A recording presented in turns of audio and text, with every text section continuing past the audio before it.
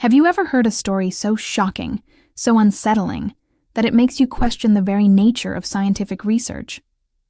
Today, we're delving into one of the most infamous and ethically disturbing experiments in the history of psychology.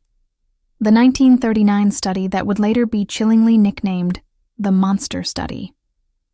It's a story about science, power, and the lifelong scars left on innocent children. In the late 1930s, at the University of Iowa, a prominent speech pathologist named Wendell Johnson was deeply invested in understanding the origins of stuttering. His own life was shaped by a severe stutter, and he was driven to find its cause. Johnson held a controversial theory. He believed that stuttering wasn't a physical or genetic condition, but rather a learned behavior. He hypothesized that it began not in the child's mouth, but in the parent's ear. In other words, he thought the problem started when parents overcorrected their children for normal speech hesitations, making them self-conscious and anxious, which then led to a real stutter. To prove this radical idea, he designed an experiment. But since he couldn't ethically test his theory on children with caring parents, he and his graduate student, Mary Tudor, turned to a place where they could find vulnerable subjects, an orphanage. In 1939, Mary Tudor traveled to a veterans orphanage in Davenport, Iowa. She selected 22 children for her study. 10 of these children already had stutters, and the other 12 did not. These 22 children were then divided into two main groups. The first group was the control. The children in this group, whether they stuttered or not, were treated with praise and encouragement. They were told their speech was perfectly fine and that they should be proud of how they spoke. The goal here was to see if positive reinforcement could improve or maintain fluent speech. But it was the second group, the experimental group, where the study took its dark turn. This group was designed to test Johnson's core hypothesis. The children in this group were subjected to relentless negative psychological pressure. Tudor systematically broke down their confidence. She told the children who already stuttered that their speech was terrible, a sign of their inadequacy. She warned them, "Don't ever speak unless you can do it right. You see how the other children are, they don't stutter, and they are getting along much better than you." It was cruel and designed to heighten their anxiety. But the truly horrifying part of the experiment involved the children who had entered the study speaking perfectly normally. These 6 children were deliberately mislabeled as stutterers. Tudor would tell them, "The staff has come to the conclusion that you have a great deal of trouble with your speech. You are beginning to stutter, and you must try to stop yourself immediately. Use your willpower. Do anything to keep from stuttering." Every tiny hesitation, every normal childhood slip of the tongue, was pointed out as a flaw, a failure. They were told they were broken. Imagine being a young, parentless child, and an authority figure, a scientist from a university, tells you that something is fundamentally wrong with you. The psychological impact was immediate and devastating. The results of the Monster Study were as profound as they were tragic. In the group that received positive reinforcement, some of the children who stuttered actually showed improvement in their speech. Their confidence grew, and their fluency increased. This part of the study, at least, seemed to suggest that a positive environment could be beneficial. But the results from the negative group were a catastrophe.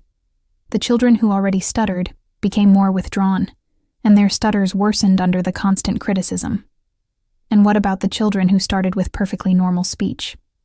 The experiment induced the very problem it was supposed to be studying. These once fluent children developed significant speech problems. They became hesitant, anxious, and self-conscious about speaking. They began to refuse to talk, covering their mouths in shame. They started to exhibit the very behaviors of children who stutter. They didn't just learn to stutter. They learned to be ashamed of themselves. Mary Tudor's own notes from the study reveal the chilling effectiveness of her methods. She wrote about one 5-year-old girl who was once a chatterbox, who became quiet and sullen. She noted a 9-year-old who became shy and embarrassed, and started holding her hand over her mouth when she talked. The experiment had successfully created speech anxiety and disfluency in children who had none before.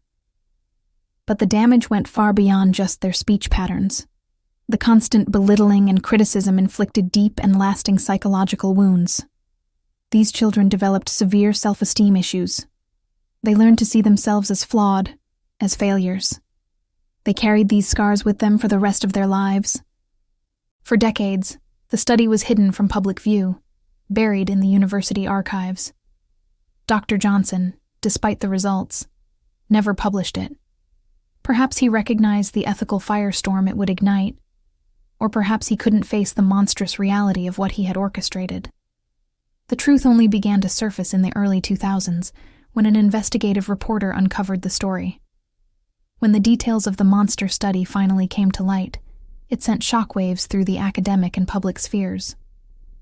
The name monster study was coined by some of Johnson's own peers, who were horrified by the methodology.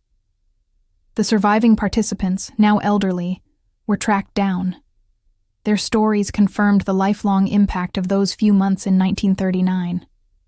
Many reported a lifetime of social anxiety, a fear of public speaking, and lingering feelings of worthlessness. One of the participants, Mary Korlaski, who had been one of the normally speaking children targeted by Tudor, recounted how the experience had shattered her confidence. She said, "It just ruined my life. I can't talk to people." In 2007, several of the orphans who were part of the study successfully sued the state of Iowa. They were awarded a significant settlement, not just as compensation, but as an official acknowledgement of the profound harm they had endured. The state issued a formal apology, but for the victims, no amount of money or words could ever truly erase the damage done to their young minds. So, what can we learn from this dark chapter in scientific history? The monster study stands as a stark and powerful reminder of the importance of ethical guidelines in research, especially when involving vulnerable populations like children. Today, experiments like this are unthinkable. We have institutional review boards and strict ethical codes, like the principle of do no harm, that are designed to prevent such abuses of power. The study also offers a powerful lesson about the impact of our words. It demonstrates, in the most brutal way, how negative labeling and criticism can shape a person's self-perception and abilities, especially a child's. It validates the idea that encouragement and positive reinforcement can foster growth, while negativity can create the very problems it claims to identify. The story of Wendell Johnson is also a cautionary tale about how personal ambition and conviction, even when aimed at a noble goal like curing a disorder, can lead a researcher down a terribly wrong path. The monster study is a difficult story to tell, and a difficult one to hear. But it's essential that we remember it. It forces us to confront the uncomfortable truth that the pursuit of knowledge can sometimes come at an unacceptable human cost. It reminds us of our responsibility to protect the vulnerable and to ensure that science always serves humanity, rather than harming it. The legacy of these 22 children from an Iowa orphanage is a permanent red line in the history of research, a warning against ever treating human beings as mere variables in an equation. Thank you so much for joining me to explore this complex and important topic. If you found this video insightful, please give it a thumbs up and consider subscribing for more deep dives into fascinating stories from history and science. And as always, I'd love to hear your thoughts in the comments below.